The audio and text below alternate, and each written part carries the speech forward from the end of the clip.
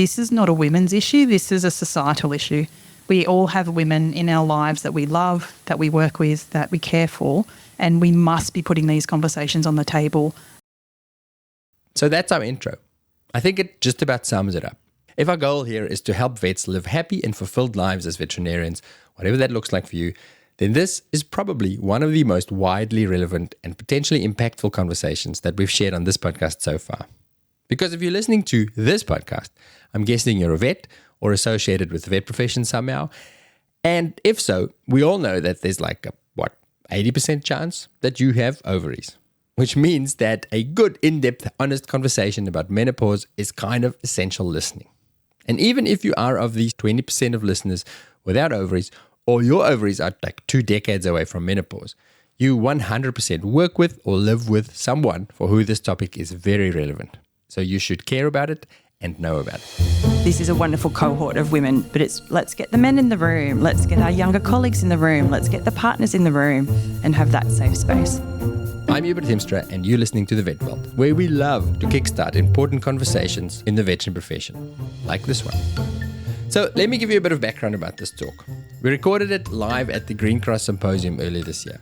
So when you listen to this, you're going to find yourself with me in a room with about 100 women listening to our guest experts, but also having very honest conversations and sharing their experiences and asking really in-depth questions. Our experts were Dr. Nicole Avard, a menopause specialist with 18 years of experience as an integrative GP, and Georgia Drury, who is the founder of Metluma, a digital health initiative aiming to support women by taking a proactive approach to menopause.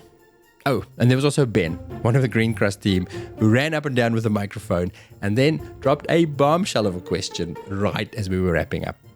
Now, a quick note, because this was live and it was such an engaging conversation, some of our question askers couldn't wait to ask their questions, which meant that sometimes Ben couldn't get to them quickly enough with a microphone. So where the audio wasn't clear enough to hear the question clearly, I've used AI voices to ask the questions for them, which explains why you'll be wondering, why were there so many Americans in the audience? And wow, everybody's so articulate and well-spoken. To help you find the bits that are relevant to you, I've edited this episode into 3 main sections. The first 30-odd minutes is Menopause 101. That is for everyone. We cover what menopause is, how it works, what it does, what it looks like, what it feels like are you chronically tired and a bit depressed because you work 50 hours a week and you have needy teenagers? Or could it be because your estrogen levels are playing havoc on your metabolism? And of course, we talk about what you can do about it. Then from about 30 minutes, we have a conversation about how we incorporate this knowledge into our workplace and into our culture as a profession to help and support those for who this will be a big issue, which, as you'll hear, is not always for everyone, but can be massive for some people. For example, after this talk, a very well-respected leader from our profession came up to me and said, I very nearly quit my job when I was going through menopause. That's how bad it was. So how do we prevent that? How do we make space for someone in our organizations who's potentially going through a major physical and psychological period of turmoil? And how do we think about ensuring it does not exclude them from contributing to our profession? And then from about 40 minutes onwards, we have very specific questions and answers. When you're in a room with somebody who really knows their stuff and you go, I need to ask this very specific question. Well, Dr. Nicole is that person and the questions came thick and fast, but they are not necessarily relevant for many of us, or at least not right now. So that's our episode. I hope you find it useful. Please enjoy Dr. Nicole Avard and Georgie Drury with everything you ever wanted to know about menopause.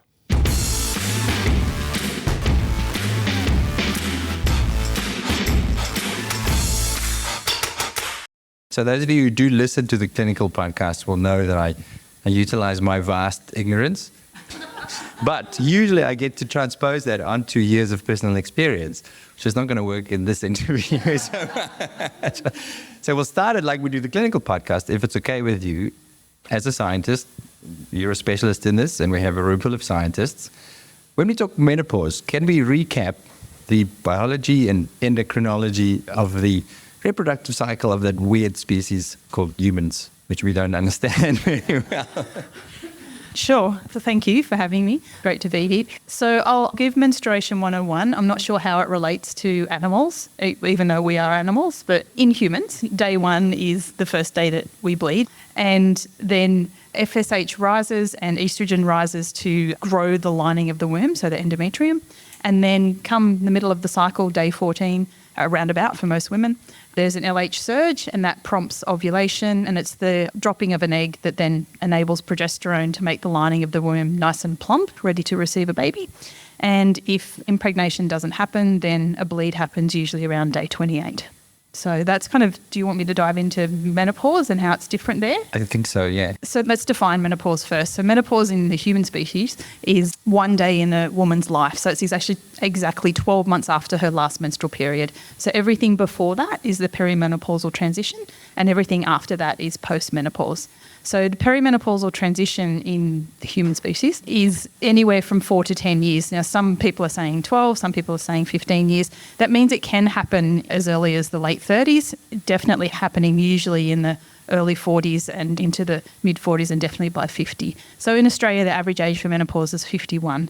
So what's happening there is fluctuations in ovulation, and it's that LH surge that therefore gets a little bit confused, and the fluctuations in FSH and LH then cause fluctuations in estrogen.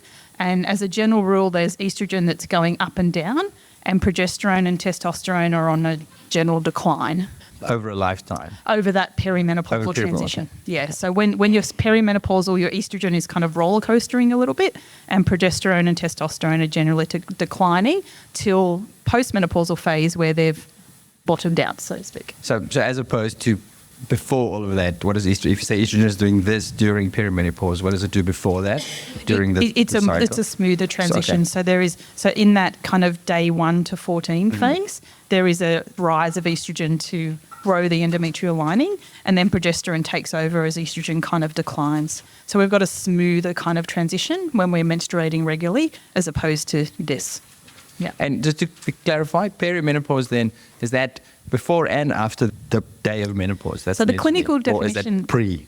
Yeah, so before. So the clinical definition of perimenopause is a change in your menstrual cycle by more than 7 days for consecutive days. Okay. So that's how it's formed clinically. Having said that, we'll jump into symptoms. There's a whole range of symptoms that can occur even before the menstrual cycle is changing.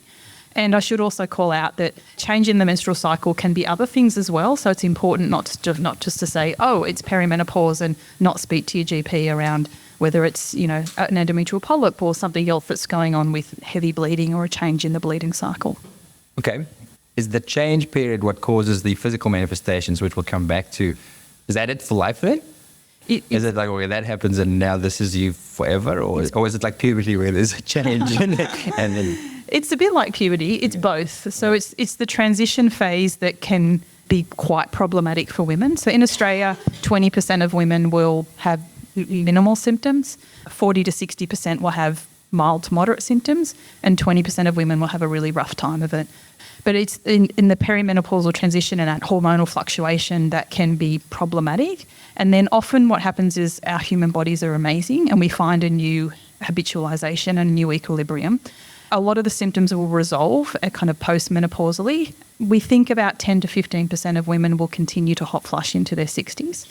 The other symptoms that are often persistent is the dryness stuff, dry eyes, dry vagina, dry mouth. They're the ones that can be problematic ongoing. Before we talk symptoms, is it worth looking at the hormones and what they do beyond reproduction? I think the main thing to know is that in the human body, there are estrogen receptors everywhere. So we think that it's just about hormones and reproduction, but there's estrogen receptors in our brain, they're in our heart, they're in our muscles, they're in our bones. So hence why the conversations around menopause, we say it's a Trojan horse to aging well. There's so many conversations around how we protect bones, cardiovascular health, dementia risk, emotional well-being, above and beyond just estrogen and progesterone and what our wombs are doing. And so, for example, estrogen and progesterone are very powerful neurobiological regulators. So they have impact on serotonin, our happy, stay calm hormone, dopamine, our reward hormone, hence why the cognitive issues can be a big problem, because dopamine's our major neurotransmitter in our frontal lobe, which is for executive functioning. And the other big one is GABA, which is like a calming hormone. That's why sleep disturbance can be above and beyond hot flushing, because GABA is like baby Valium or Xanax. I don't know. Do you give pets Valium? So liberally. Yeah, we give it to humans. GABA is like our baby kind of Valium. So that's an example of how the hormones are so much bigger than just what our bleeding's doing. So the problems come from the estrogen doing this, and then the rest of the hormones go, what's happening? Why are we up, down, on and off? Yeah, and as we speak to, you pop it into a contextual environment where women are often parenting up to parents, parenting teenage kids or kids in a time in their career where they're at their most productive and progressing their careers. And you can just lose a sense of yourself when you wrap the kind of menopausal changes around that. So what does it look like and what does it feel like? Starting I'm glad you asked, Hugh. Starting from most common to least common. So at Metaluma, we tend to categorise the symptoms into 3 buckets, as we've put up here. We call out 28. Some people say there's up to 100. There are other websites that do. It depends who you speak to. The main reason we call out 28 is we're trying to kind of call out the common ones and make sure that people are not just brushing everything down to menopause, and ensuring that they're speaking to their health practitioners. And even some of the symptoms we've got up here, it's ensured that you speak to your health practitioner. So the most common one people would know is hot flushing. As I said, hot flushing doesn't always come in the perimenopausal transition. About 80% of women will suffer from hot flushing. Insomnia, as we discussed, and insomnia is independent of the hot flushing, even though hot flushing can also cause insomnia. Weight gain is a common one. That's because estrogen is an important regulator of insulin. And as a general rule, our calorie need as we move into our 40s and 50s is less. So women will often be eating the same, but their calorie need is less because of the changes of estrogen on insulin. And estrogen is also important for muscle. So we're starting to lose muscle and get sarcopenia in this time as well. So the weight gain comes about because of those reasons. Headache, if you're a headache sufferer or suffered migraine previously to perimenopause and menopause, it's not uncommon that migraine can represent itself because of that estrogen fluctuation. Joint pain is a common one, dry skin, dry vagina, what we call formication, so the sensation of ants on the skin can be a symptom. So they're the common ones that walk through my door. The one that's often downplayed and very under-recognised is the mental health issue. As we discussed, because of those changes in serotonin and dopamine and GABA, the impact on overwhelm, rage, irritability, anxiety, depression, and sadly, the highest suicidal rates in Australia are at women aged 45 to 54. So again, if this is a trigger for anyone, please just come and talk to me or reach out to EAP services.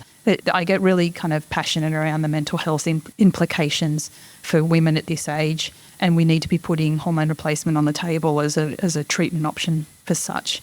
Cognitive issues because of the dopamine. So women often get concerned that they've got early dementia. Early dementia in humans is uncommon. Dementia before the age of 64 is rare. So, forgetting your keys and word-finding abilities and forgetting names is usually as a result of the dopamine impacts in the frontal lobe.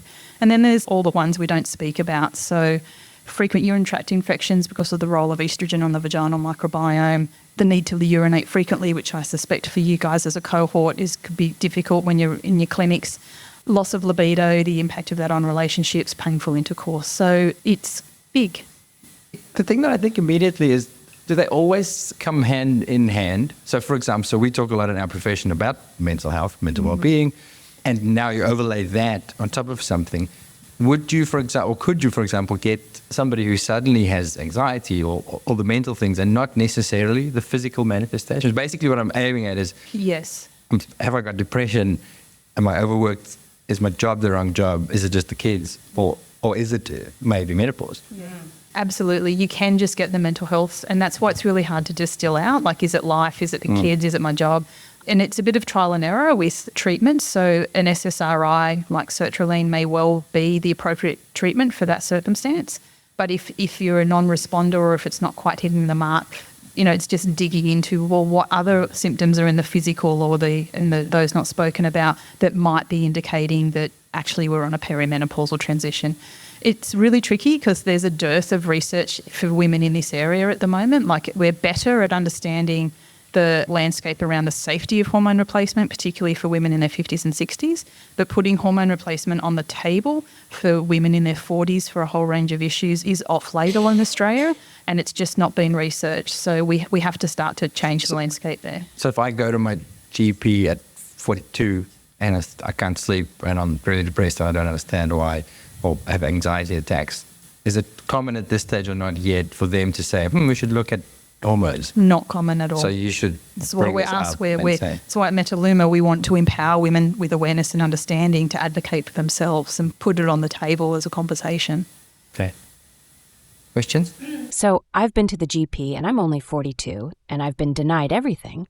I want to cry. Sorry. They're denied, as in why won't they give you stuff? Is there a reason not to? It's not part of the guidelines yet. And as I said, it's off-label. So because the research isn't there. But is it potentially detrimental? We know that MHT is safe. MHT, sorry, what's MHT? Sorry, hormone replacement therapy. Thank you. Sorry. Australia calls it menopause hormone therapy, but it's the same thing as HRT. Yeah. Okay, thank you. There's two prongs, I think, to answer this question. One is GP education and awareness. And I don't know what it's like in your world, but unless we have a demand or an interest or a need to upskill in such a specialised area, we just don't do it, right? Because so much comes across our desk and we have to be across so much of things. And But the problem is in medical school, you only need 1 hour in this space. That is true. So we have a whole generation of general practitioners who have only ever studied about 1 hour of this in their entire lives unless they choose to specialise. Yeah. And that's something that's involving half the planet. So there's awareness within the medical profession. It's just not being done in terms of research. Why? Great question here. But don't get me started on my feminist rant about women in research. I'll leave it to you, Ed. So Professor Jayashirashi Kulkarni in Monash University is amazingly passionate about this, and she's been trying to source funding to do trials for mental health and hormone replacement for women in their 40s for a long time. Yeah, so the question was, does the hormone replacement continue after you've hit menopause? So for those who came in late, menopause being 1 day in your life, which is 12 months after your last menstrual period, depends on your symptoms. So we used to say stop MHT after 5 years. That's out the window now. So it's really just about assessing what your symptoms are doing, usually winding off every 12 months or 2 years, seeing what your symptoms are doing, and then reassessing. MHT is safe. We think the two things that people get scared about is breast cancer and clot. So the risk of breast cancer is probably about 1 to 4 per 1,000 women over 5 years. Depends on how you're taking your MHT. It's much safer if it's delivered what we call transdermally, so through the skin. The risk of clot is about 2 to 3 per 1,000 women over 5 years as well. The risk does go up when you're in your kind of moving into your 60s and 70s, particularly for clot and stroke, but it's still not massive. So it's just kind of conversations around, is it helpful for me? Is it helping my symptoms? And then just not winding off slowly, because if you withdraw slowly, you might start flushing, and because you've had a sudden withdrawal of hormones, and just reassessing. What is the MHT? Like we talked about the LH and the estrogen stuff. So it's now in Australia. Well, there's many formulations. We used to use pregnant mare's urine to make it. Yeah, and synthetic progesterones, but we've now moved to what we call body identical hormones. So they're actually pretty replicable to estradiol. Is it estradiol? Yeah, so it's estradiol and progesterone, and it can be testosterone, but again, off-label in Australia. So in Australia, testosterone is only prescribed for hyposexual dysfunction disorder. Don't exactly ask me what that is. I think libido is complex in women, but if sexual dysfunction is very problematic for women, then testosterone can be prescribed. But MHT in Australia is estradiol and progesterone. I'm sure you probably can't answer this because it's a fairly individual thing, but some of the emotional and cognitive symptoms that we're talking about, the brain fog, forgetfulness, the anxiety, low mood, I, of course, have been to the GP because I'm under the standard age group. They kind of are like, no, it's stress. It's stress. They have all of those same symptoms. It's clearly stress. Stress can also make your period irregular, all of which is true. I've also been advised just to go back on the pill despite not needing it for contraceptive reasons. Mm-hmm. And I guess, is there any way at all to help differentiate between I am stressed because I am a middle-aged woman with a family and a full-time job, and so whenever your GP says, oh, is there anything stressful in your life right now? You're like, come on. And so my question really is there anything I can go with that's clearly this is not stress because of this? Or do I just have to try HRT and see if that makes a difference? Oh gosh, you're really putting me under the pump here. It's hard because I'm not one of those GPs. I think, Well, I would comment as a consumer and I would say you've got to be your own experiment. yeah. And so not clinically, I can't advise you to do that, but as a curious human, and I'm sure a lot of you have got science in your background, you've got to test and learn for yourself. And I think it's knowing what your triggers are and then knowing, okay, let's try this for 6 to 8 weeks and see what happens. And then advocate for yourself to say, well, no, why can't I give this a shot for 6 to 8 weeks and then come back? So that would be the non-clinical consumer look at this. I agree with Georgie. It's about conversations because it's impossible to discern. It's impossible. There are no blood tests. So it's really just about putting it on the table to trial. If you do cyclical progesterone, for example, does that improve your sleep? I always start with sleep. I'm like, if you're not sleeping, you're a shit show, right? And there are some, holistic supplements that you can take instead of just resulting to the pharmaceutical as well. So Nick's a big prescriber for me because I've got my own guardian angel sitting on my shoulder of magnesium and things like that. So you could also add that to your mix. Just to double check, you said that there was no blood test. So are you referring to like the hormonal checks that you can? Because I went to the doctor and they did some sort of perimenopause check and they said, no, you're perfectly fine. But then I do get some of these. So I'm like, which am I more reliant on, the actual blood test results or what's happening to the body? Your symptoms, 100%. Okay. So the blood test, so it was a little bit of a furphy, but if you're still menstruating and you're still menstruating in any way, shape or form, the blood test is not helpful at all. So the difference is that if you have an IUD, if you've had an endometrial ablation or if you've had a hysterectomy and you don't know what your period's doing, in that circumstance, sometimes the blood test is helpful, but you have to do an FSH at day zero, and then an FSL and an FSH 6 weeks later.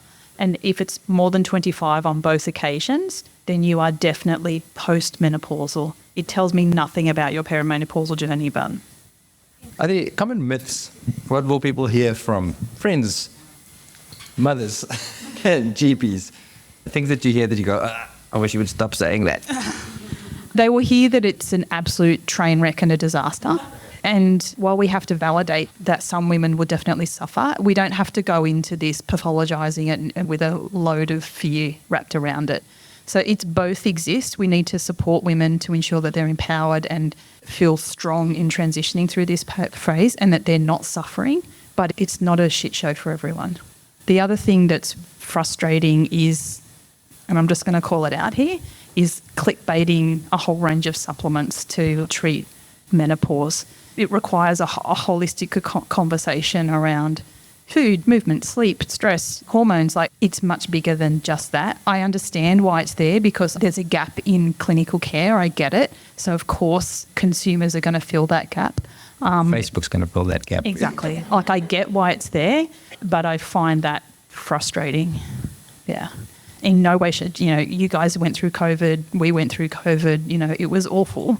So being a GP is hard. And staying across, we're showing up in systems where you have to see people quickly to make money. So there's no way you're getting through this, right? So just somehow treating menopause is not a GP problem, it's a system problem. I'm a big believer in less drugs is best, and I kind of got through it and I was kind of happy with that.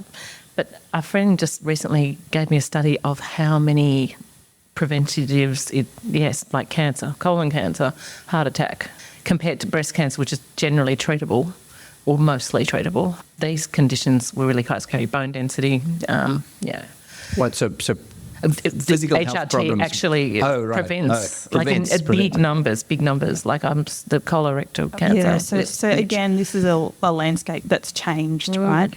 So it was always, don't put women on MHT at all. Maybe 3 to 5 years ago, it changed to, it's safe now, we can use it to treat symptoms. And now we know, there's all these other benefits. It's going to reduce your risk of fractures within started of the first 10 years of menopause, reduce all-cause mortality and cardiovascular disease. We think it probably going to help with dementia prevention, although the studies are a little bit still grey around that. but they're looking promising. What's not clear at the moment is to actually go on it for those reasons. Yeah. So even for me, I'm like, we're the slashing through the jungle, we're the pioneers of this research. So then, you know, for example, it's like, are women that have more vasomotor symptoms, more hot flushes, more at risk of dementia and cardiovascular disease? We don't know those associations. So that's why it's like, if women have minimal symptoms and they go on MHT, what's their cardiovascular risk and dementia profile look like versus those that had severe symptoms? This is the stuff we don't know, hence why it's not just like everyone go on it. What's the expectation to response to treatment? If we say people should be experimenting with it, is it I start treatment and 3 days later I'm 20 again? Or? Some people, yeah, some people. Some people are like, oh my God, where have you been all my life? I think this, as I said, I just rant about sleep, the sleep implications. As in you're going to start sleeping better? Yes.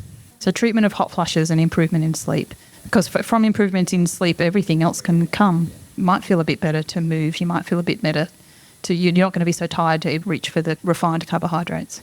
Doesn't work when you do shift work. Yeah, no, it doesn't. But no, shift work doesn't work when you do shift work. But I mean, Georgie can speak to our work with nurses. So yeah, Dr. Camille Cronin from Essex University actually looked at nursing profession explicitly and interviewed nurses across 7 countries. I think a lot similar to your profession, where there is shift work and you're, you know, in front of your patients all the time. So it's how can you have the flexibility to work with your symptoms? And so I do think that there is a lot of research explicitly being done in this space. We're doing a big study next month with nurses so we can report back on how it's working. I think you've addressed this a little bit already, but given the variability in the types of symptoms that it's seen and the different experiences of different people, are there symptoms where we know that hormones usually work in terms of symptom relief, and are there symptoms where we say, look, this is one where, you know, many people don't experience a benefit from hormones? So in the literature, hot flushes for sure. Should go away. Yep. Okay. Yeah, 80%, 80 to 90% reduction. Vaginal symptoms, vaginal dryness, prevention of recurrent UTIs, definitely. Less research around, but clinically improvement in sleep and mood and cognition, like the brain fog stuff. Sorry, I came in a little bit late, but I'm also one like this lady in the front. I've gone through it, postmenopausal, went through it all, still have sleepless nights, insomnia, night sweats, hot flushes. Going on to, I didn't want to go on to HRT because I sort of grew up with it having a bad name, so to speak. So could I now go on it to help with those symptoms? Absolutely. Yeah, I won't ask what your age is in front of the crowd, but... Oh, I'm happy. I'm 62. I think, hey. Yes, I've got 5 lovely grandchildren, so I'm fine. So, again, it's going to depend on who you speak to. We don't have a lot of, you know, because you were in that unfortunate age group where it was like, don't start MHT, we don't have a lot of virgin MHTers in their 60s. So the research answer is we don't know if it's safe because we just don't know. However, we know what the statistics are for breast cancer and clot for women in their 60s, which is, I'm not sure if you're here for that bit, but it's ever so slightly higher. You're probably looking at about 4 to 7 per 1,000 women over 5 years. I've got some slides, I've got stats on it and I keep on my desktop. So the risk is low. You are probably outside the benefit of that for cardiovascular risk and bones because we know that was in the first 10 years. But the short answer is yes, you can. It's just a risk-benefit conversation. What are the known contraindications to HRT? Very minimal. So if you've had a hormone-sensitive cancer, if you have active cardiovascular disease or a heart attack in recent months, if you have an active clot, if you've had a previous clot, it depends on the context of the clot. So if the clot was provoked, so you sat on a plane for 20 hours and then got a clot, that's actually not a contraindication. If you've had multiple clots unprovoked, then usually I would send to a haematologist to get a review around that. That's about it. Okay, thank you. Oh, so migraines with aura a contraindication? Definitely a contraindication for the pill. However, we think that if we deliver the MHT transdermally, then it's okay.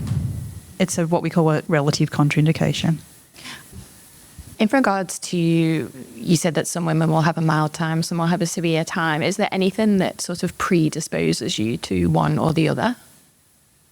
Oh, I don't actually know the questions to that. I know what predisposes you to your age is definitely when your mum went through it. So your genetics will define when you're going to go through it. But I'm not sure. I'll have to dig into the literature for that for you. It's a great question. I just thought of something. If you've had a history of postnatal depression or PMDD or anxiety or depression in the past, then for the mental health issues, then it means you're at increased risk of mental health issues through the perimenopause or menopausal phase. With the symptoms, is it more the loss of estrogen or progesterone that causes the symptoms? It's in the periMenopausal phase, it's estrogen fluctuation and general loss of progesterone and testosterone. And then in the postmenopausal phase, it's the fact that they've all bottomed out. It's very complicated, and it sounds like, is this where you come in, Georgie, where you're, like, where do you find the GP that Well, I think knows this is enough it. about this? Is Yeah. Are there specialists? Is there... Well, Okay, Nick's a dying art because there's not a lot of her out there. So I think it's how can we help everyone find the Dr. Nick at scale? And that's where I can come in and say, how can technology help with that?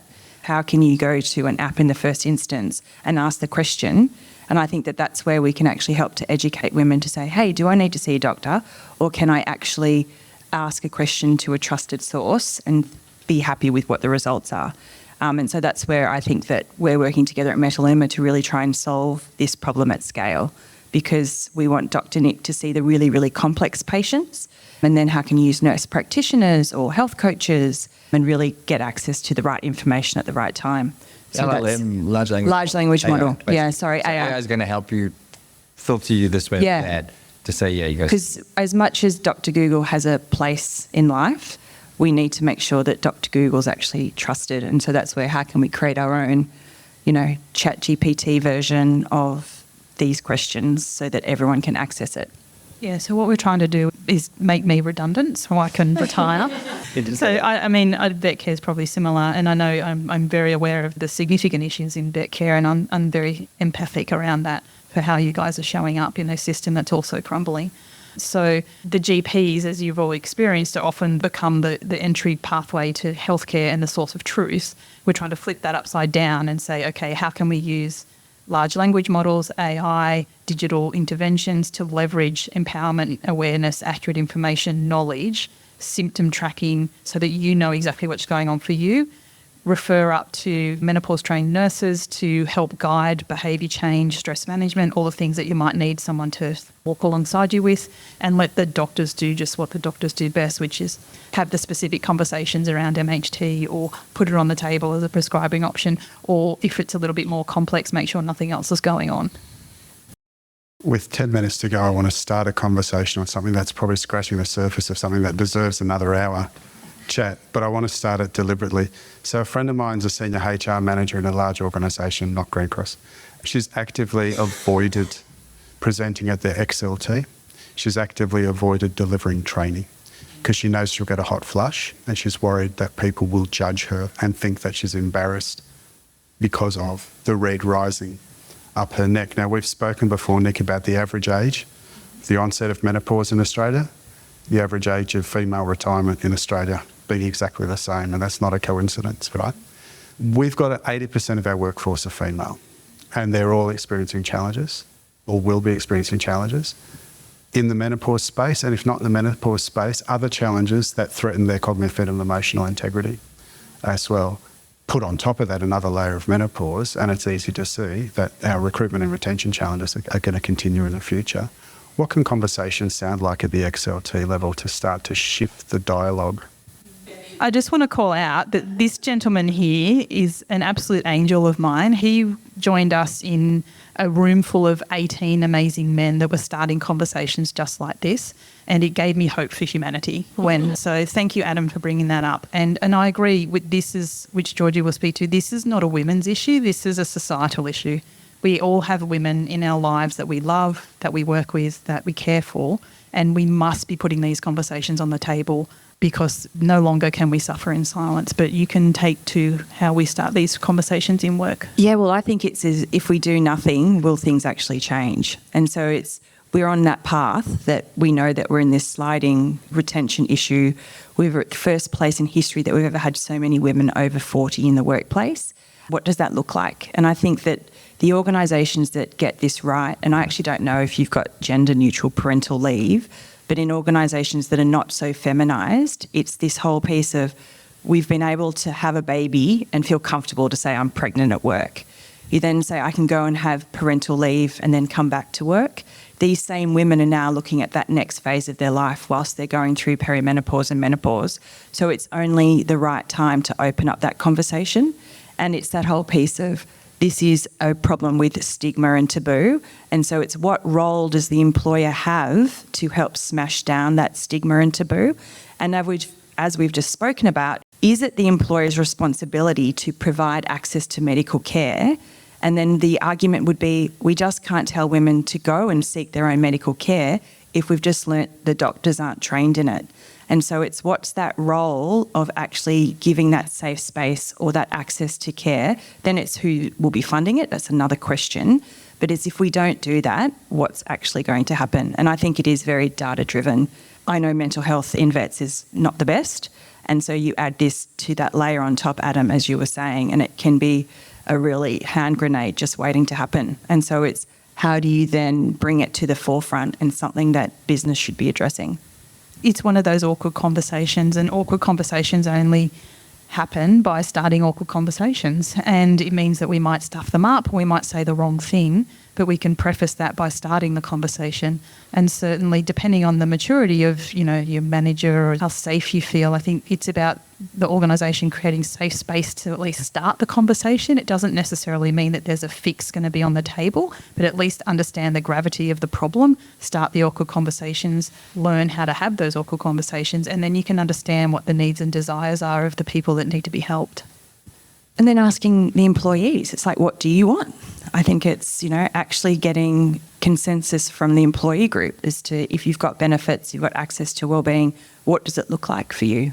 Really using that to help frame what your program is. We've just started a program with Unilever, and overwhelmingly when they did their employee survey, it's we want access to women's health and we want access to perimenopause and menopause support. So there was access to that data. Support being what? Like, what does support look like if they say we want access to support? In this instance, because we do offer medical support, so we ran a randomised control trial with Western Sydney University, and the research was funded by the Digital Health CRC, and we call it like the modern day mothers group. So we had Dr. Nick with 8 women in a group coaching session to unpack that experience.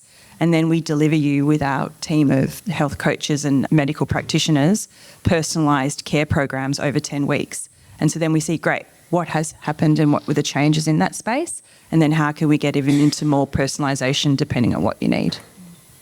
And whilst I want to tackle some of that at an organisational level, I'm also a realist, and I'd say don't wait. If there's things you can do at a practice level, an area level, that you think will start to shift the dial that you can control, do that. Little pockets of excellence and micro experiments that pop up, we can then grab onto those ideas, demonstrate the benefit, and start to replicate that more at scale. Yeah, everyone in this room can download our app if you want and use the Kickstart code, press play, and then we can just get a sense of, what the symptom load is across this group, and then you can look at that uplift of health literacy as well. I think one of the things I found going through it was I would have days where I'd get up, get breakfast, crash. I'd be on the couch crying. Then I'd have to get up, get into work. I wonder if it's a thought that the industry or whatever might allow extra days for, we get our sick days a year, but just those few extra mental health days perhaps. So when you're getting to a point where you might be going through all this is to go, okay, you might start needing more days off or whatever. I work with a fantastic group of people. And if I went to work and they know I've been crying, it's hard when you've only got so many days to do stuff with. And so that's actually becoming much more normal and talked about in terms of having gender-related or reproductive leave.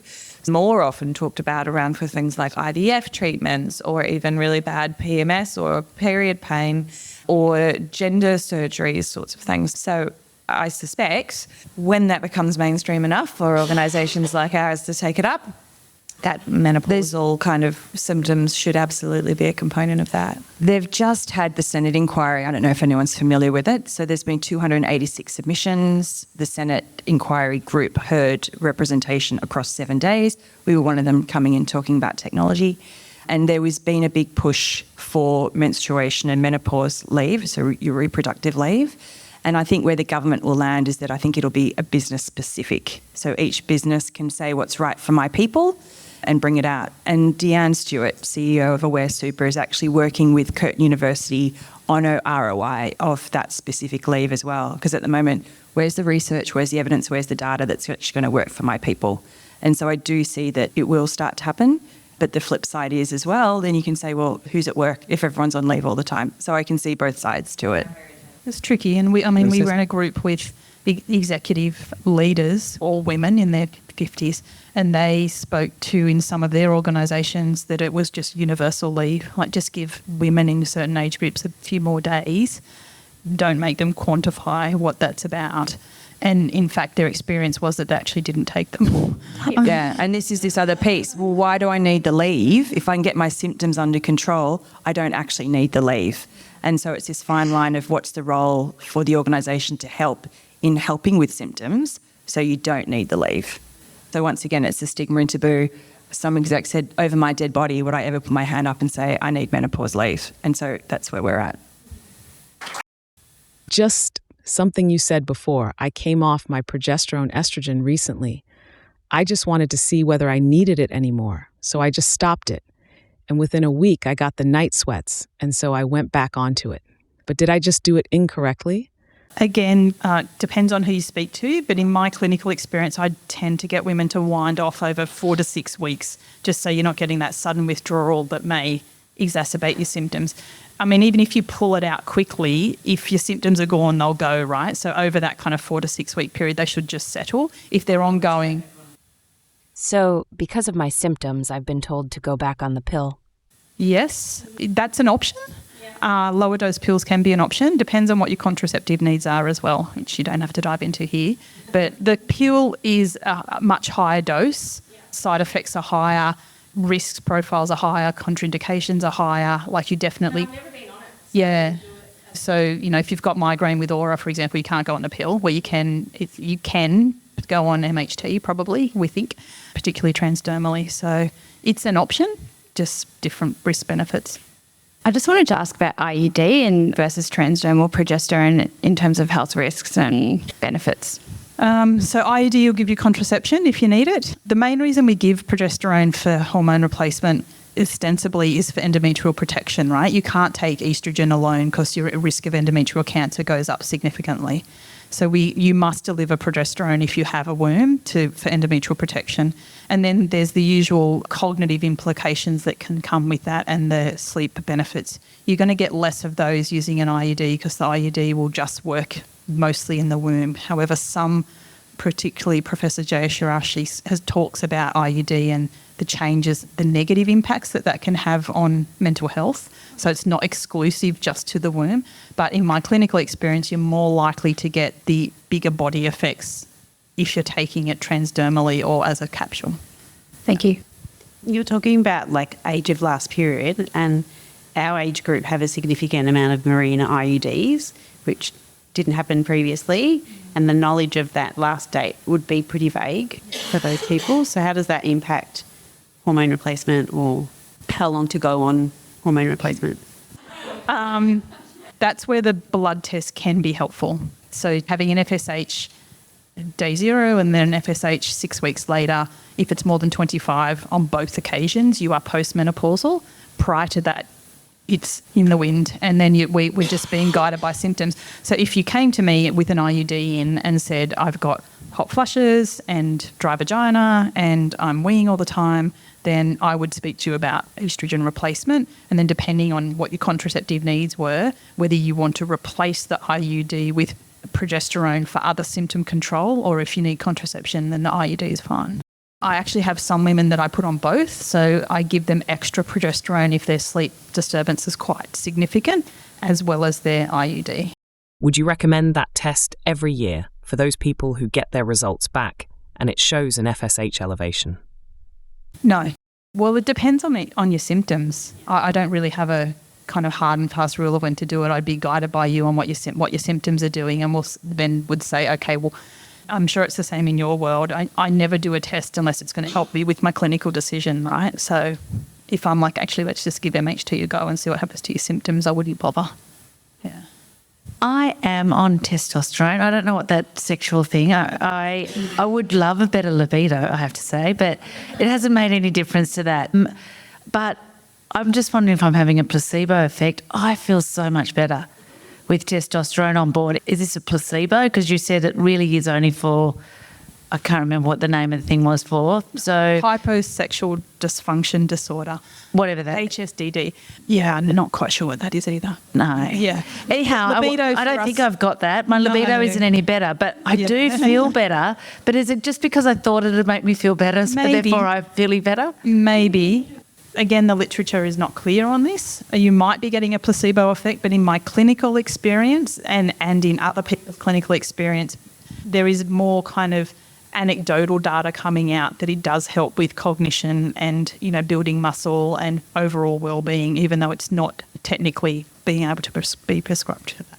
Yeah, I just feel less fatigued and just brighter, you could say. Yep. It's easy to tell the difference. If after this talk you feel worse, then it was placebo. Talking about Dr. Google, you can search and you'll get a list of thousands of things that you should try and do. But do you suggest diet change at all? Like, can food help? I always talk to women about diet. Are there things that you should be avoiding? Well, it's the fun police, right? It's caffeine, alcohol, spicy food. Yeah, that's right. So into the hot flushing, it's the fun police, smoking cessation. In terms of overall well-being, there's two broad areas. We want to be eating more towards like a Mediterranean-style diet in terms of a broad range of brightly coloured fruits and vegetables, healthy fats, to ensure that our eyes and vaginas are staying well lubricated.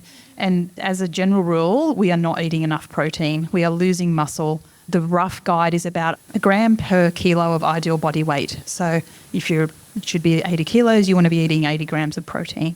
So you're looking at most serves of protein sources foods are going to have 15 to 20 grams of protein in it, even protein shakes. So things like that, while they may not directly impact hot flushing, for example, it's probably going to impact sleep, because by eating enough protein, you're then not spiking your sugars and cortisol, so you're then not stuffing up your circadian rhythm. And so protein, and then of course calcium and vitamin D to make sure that your bones are strong. So there's no specific diet for menopause, but we have to be talking about these things so that we can help you age gracefully. Sincere apologies for coming back to both Dr. Google and whether we are over clickbaiting on the supplements. No judgment. But I had been under the impression that soy isoflavones were the one thing that did have some scientific evidence. That is true. So some evidence for soy isoflavones. You still have to be careful with hormone-sensitive cancers if you're taking it as a supplement. Also limited evidence for black cohosh. About 60% of women will get improvement in hot flushes over the short term for that. It's just, I don't know what it's like in the vet world, but the literature around complementary medicines is very thin, because, but yeah, there's some risks with, for example, there's been rare incidences of liver toxicity. So part of the reason why I get a bit riled up about it is it's not that I'm against it, it's just that there are some risks and they've got to be discussed. Like, you can't just take a whole bunch of soy isoflavones as if you've had breast cancer. That's not okay. Yeah. I was just going to ask, if you're on the pill, which is a form of MRT, and you're still got symptoms of that, but you're taking the pill for a specific condition that is related to perimenopause, excessive bleeding, and you still have these signs, are you able to take estrogen and progesterone supplements on top of that? No.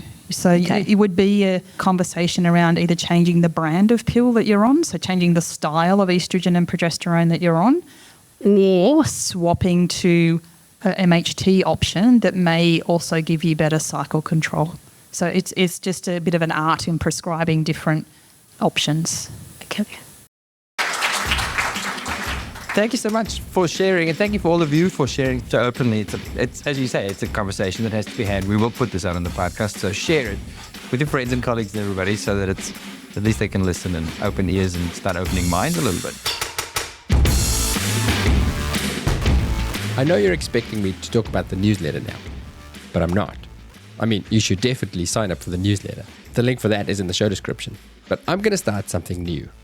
In every episode, I'm going to sign off by reading you my favorite review for the week. And because I can, and because it's fun, I'm going to overlay it with the most dramatic or cinematic music that I can find. And I'm doing this for 2 reasons. First off, a little bit of humble bragging. Stuff it. Not humble, just bragging. Reviews make my day, and I want to share them with the world. But the second reason is that I want to motivate you to post a review on your podcast player, even if it is just hitting that 5-star button. Don't go leaving a bad review. I definitely want to hear about it if you didn't like it, but let's do that in private, okay? And while you are there reviewing, you can also follow the show, because when you do that, you are telling your podcast player that, yes, I like this podcast. And like I said, that makes my day.